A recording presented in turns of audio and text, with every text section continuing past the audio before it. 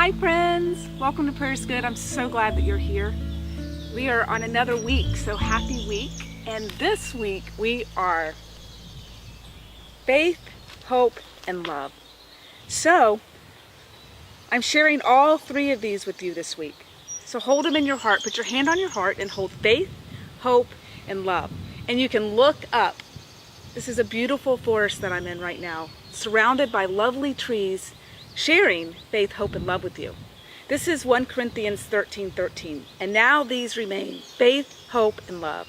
But the greatest of these is love.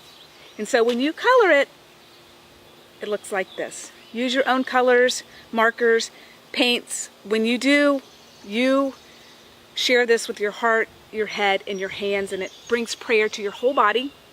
And you can actually mail this as a postcard. You can share it with friends. You can put it on your altar. You don't even have to color it. You can just print it at prayersgood.com and share it in your home and with your friends. So I just bless you this week with faith, hope, and love. All of these matter. They're all in our heart. We just need to take deep breaths, remember, call on God, call on pure source spirit, and live these faith, hope, and love. I love you and thank you for being here. See you next week.